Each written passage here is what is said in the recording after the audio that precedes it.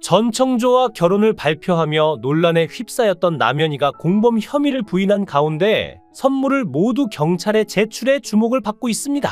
본인이 공범으로 몰릴까봐 이런 행보를 보이는 것 같은데요. 그런 가운데 남현이의 환승연애가 주목을 받고 있습니다. 남현이는 전 남편인 공유석과 지난 8월 이혼을 발표했지만 이상한 점은 남현이가 올해 초부터 전청조와 해외여행을 다니고 고급 호텔과 리조트들을 돌아다니는 증거들이 넘쳐났죠. 이혼 전부터 전청조와 그렇게 어울려 여행까지 다닌 것을 보면 남현이는 전청조의 능력을 보고 환승을 한 것으로 볼 수 있는데요. 그런데 남현이가 환승을 한 것은 이번이 처음이 아니었습니다. 사실 남현이는 고등학교 1학년 때 청소년 대표팀에 발탁되어 태릉 선수촌에 입소했는데 원우영은 1981년생, 남현이는 1982년, 빠른 년생으로 두 사람은 동갑내기 같은 학년 친구로 만나 사랑을 키워왔죠. 그 이후 두 사람은 경기 때마다 응원의 메시지를 보내며 닭살 커플이 되기도 했는데요. 그러다 2008년 베이징 올림픽에 출전한 남현이가 은메달을 땄을 당시 원우영은 오늘 한국 펜싱의 역사를 새로 쓴다, 기적이 일어날 것 같다라는 글을 남기며 남현이에 대한 각별한 마음을 나타내기도 했습니다.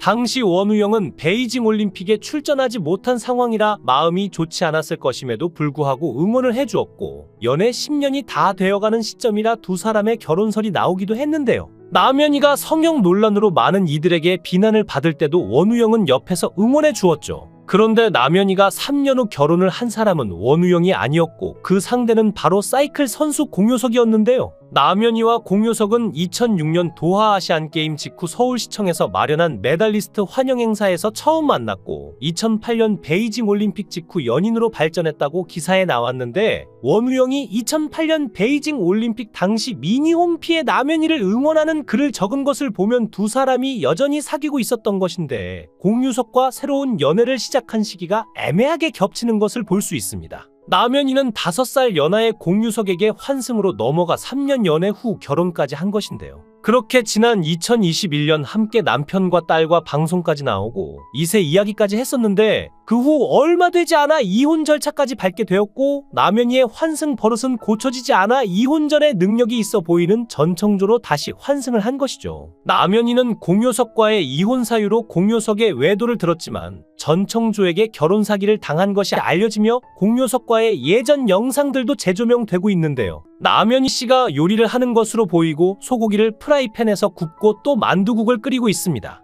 전 남편이었던 공유석 씨가 등장하는데 무슨 요리를 하는지 궁금한가 봅니다. 만두가 보글보글 끓여지고 있는데 비주얼이 심상치가 않는데 뭔가 더 들어가겠죠. 잠시 뒤에 그 충격적인 결과물이 공개되는데 뭔가 만두국이 지나치게 맑아 보이는데요. 공유석은 작년에 한번 차려줘서 먹어봤다고 강조하는데 이야기를 듣는 남현이의 얼굴엔 웃음꽃이 피지만 밥 한 번 차려준 적이 있잖아 라는 필요 없는 말은 하지 말라는 듯 눈치를 주자 공효석은 솔직히 햄은 참 잘 굽는다면서 긴장을 하며 화기애애한 분위기를 이어가려 했는데요. 남현이에 대해서 칭찬 질문에 예쁘다는 대답으로 얼버무리는데 요리를 하는 이유가 공효석의 동료 선후배들이 집에 찾아왔기 때문이었죠. 상추 옆에 보이는 건 혹시 딸기인가요? 너도 나도 남현이가 만든 만둣국을 퍼가는데 밑바닥까지 투명한 만두만 물에 넣은 맹물 만둣국으로 보였고 이 정도면 그냥 저도 할 수 있겠는데요. 남현이의 맛있게 먹으라는 이야기에 너도 나도 열심히 먹고 있지만 카메라 앞이라서 어색했던 탓일까요? 함께 식사를 하는 사람들의 표정이 좋아 보이지 않습니다. 상을 좀 더 살펴보면 고기와 상추 쌈장이 있고 옆에 딸기와 페쿠유도 있고 딸기는 디저트인지 아니면 쌈을 같이 싸먹는 건진 잘 모르겠지만 나름 신선한 조합이었죠. 공효석은 남현이가 작년에도 한번 밥을 차려준 것이 가물가물하게 생각이 난다. 메뉴는 햄을 넣은 주먹밥이었다고 말해 남현이는 평소에 사업을 해서 그런지 1년에 한 번 밥을 차려준 것으로 보이는데요. 댓글은 두 가지 반응으로 갈렸는데 펜싱에 너무 몰두하느라 요리에 서투르다는 댓글이 있었고 사전에 만둣국을 한 번이라도 검색해봤으면 저렇게 맹물 만둣국이 안 나왔을 텐데 심지어 남편 후배들까지 왔는데 이렇게 거지같이 먹이냐며 비판을 하기도 했죠. 공유석은 남현이의 이런 부분을 이해하며 살림남에 출연해서도 사이좋은 모습을 보여줘 왔는데 둘은 재작년까지만 해도 둘째를 계획하고 있다고 밝히기도 했습니다. 하지만 올해 2월 남현이가 전청조를 만나게 되며 이는 모두 풍비박산나게 되었는데요. 올해 전청조를 만나게 되면서 모든 게 다 바뀌었습니다. 남현이와 공효석이 살던 과거의 집, 이곳에 살다가 시그니엘에 들어오라고 하니 헷가닥한 걸까요? 남현이는 시그니엘에 들어가서 살게 되었고 인스타에는 벤틀리와 각종 명품들로 도배되었는데 정말 돈이 다라는 사실을 보여주었죠. 전청조가 파라다이스 그룹을 물려받을 것이다. 자식에게 그룹을 물려주고 싶다는 말에 전청조와 둘째를 가질 계획을 세운 남현이는 지난 8월 인스타에 이혼에 대한 심경을 밝히며 이런 글을 남기는데요. 다름이 아니라 제가 여러분들께 전하고자 하는 이야기가 있어 조심스럽게나마 글을 적어 내려가려고 합니다. 어제 저에게 많은 분들께서 이혼을 했느냐라고 질문을 합니다. 그 질문에 답을 하기 위해 많은 고민 끝에 글을 적습니다. 네, 맞아요. 이혼을 하였습니다. 이러한 선택을 하기까지 말 못할 어려움들이 있었습니다. 저에게는 아주 소중한 아이가 있는데요.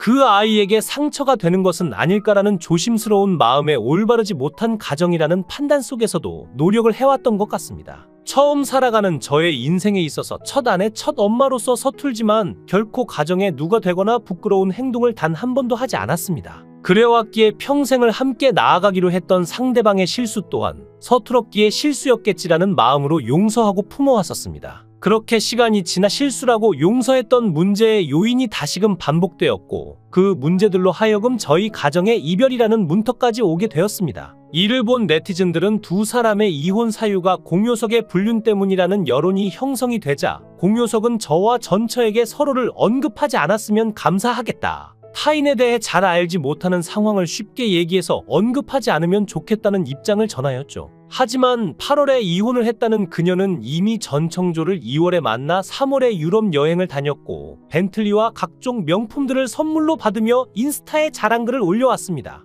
남현이가 받은 벤틀리와 명품들도 모두 사기 피해자들의 피눈물이 담긴 돈으로 산 결과인 것을 그녀는 몰랐을까요? 이혼을 하기 전 3월부터 이미 그녀는 시그니엘에 들어간 것인지 시그니엘을 배경으로 사진을 찍어왔으며 2월에는 1200만 원 상당의 파라다이스 호텔에서 호캉스를 즐겼다고 합니다. 남현이의 SNS에 올린 이혼 사유 게시물로 불륜남으로 낙인 찍힐 뻔한 공효석은 전청조 사건으로 피해자로 탈바꿈되었는데요. 뉴스 기사를 통해 인터뷰한 내용을 보면 남현이는 전청조가 파라다이스 그룹을 물려받을 거라며 나도 내 자식한테 물려주고 싶다고 하더라며 혼란스러울 뿐이라고 괴로워했다고 합니다. 남현이는 현재 전청조의 사기 공범 의혹으로 경찰에 진정이 접수되었는데요. 전청조는 남현이와 교제하면서 알게 된 투자자들을 속여 거액을 가로챈 혐의로 구속돼 수사를 받고 있는데 현재까지 경찰이 접수한 전청조의 사기혐 고소 고발은 11건이며 피해자는 20명, 피해 규모는 약 26억 원인데 남현이 또한 이 과정에 개입했다는 의혹이 제기된 상태죠. 경찰 조사에서는 이미 구속된 전청조와 대질 조사도 이루어졌는데 대질 조사 시작과 동시에 남현이가 전청조를 향해 뭘 바라고 신경질적으로 말하는 등 분위기는 냉랭해지자 경찰이 원만한 진행을 위해 발언 순서를 정해 전 씨와 남 씨가 직접 이야기를 나누지 못하도록 조치를 취하기도 했다고 합니다. 대질 조사에서는 남 씨가 전 씨의 범행을 인지하고 있었는지 나아가 범행을 공모했는지가 주된 쟁점이 됐고 남현이는 공범 의혹에 대해 적극 부인하며 전 씨와 알고 지낸 지난 9개월간 사기 범행 및 투자와 관련해선 한마디도 들은 바 없다는 입장이라고 했는데요. 고환을 이식받았다는 말로 남현이에게 임신 사실을 믿게 했고 두 사람이 태명까지 지었다며 전청조가 거짓말을 했다는 정황이 속속들이 드러나고 있는데 손편지와 메모를 보면 전청조가 남현이 가족에게 정말 잘했다는 정황이 있죠. 남현이의 환심을 사려고 최선을 다했고 결국 마음을 열었지만